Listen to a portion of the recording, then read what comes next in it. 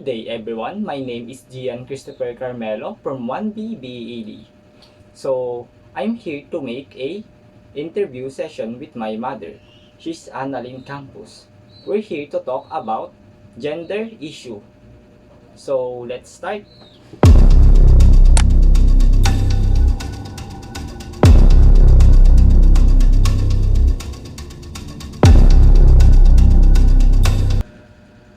Sa unang tanong, sa 46 years mong paninirahan dito sa Pilipinas, ano kaya ang mga gender issue na patuloy pa rin lumalaganap hanggang ngayon? Sa aking palagay, ang isang problema na kinakaharap pa din ng ating bansa pagdating sa kasarian ay ang hindi pantay na pagtingin o pagtrato sa mga LGBT. Okay, mahusay. Sa pangalawang tanong, sa tingin mo o sa iyong palagay, meron bang o nagkakaroon ba ng pagkapantay-pantay sa ating bansa pagdating sa usapang gender o kasarian?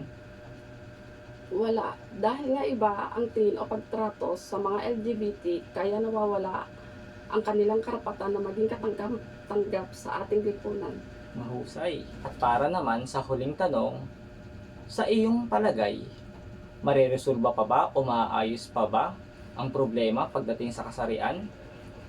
Sa palagay ko, oo, kung magkakaroon ng mga seminar sa bawat barangay na kung saan ipapaunawa sa bawat mamamayan ang kahalagahan ng pagtanggap at paggalang sa iba't ibang kasarian. Mahusay. Maraming salamat po sa iyong kasagutan.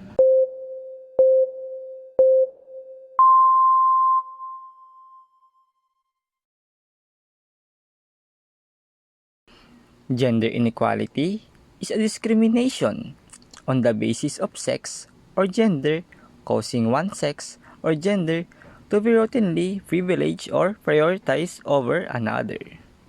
So, gender inequality is still a problem in our country until now because of the wrong thoughts and views of other people in the society. So, until now, this problem has not been solved. Like, instead of being resolved, it is getting worse because the lack of providing guidance and education about gender awareness.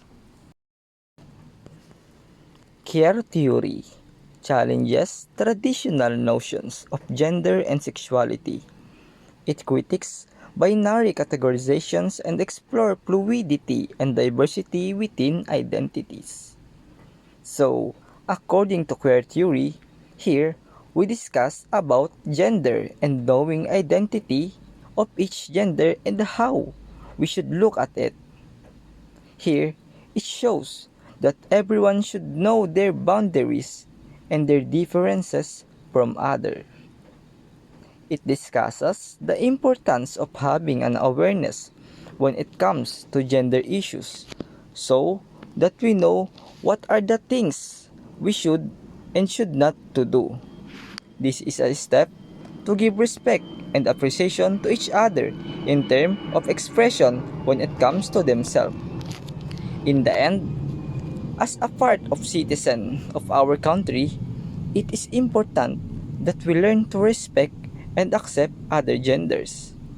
Let's not reject them and not to be negative when we treat them because regardless of gender and whoever they are not different to us.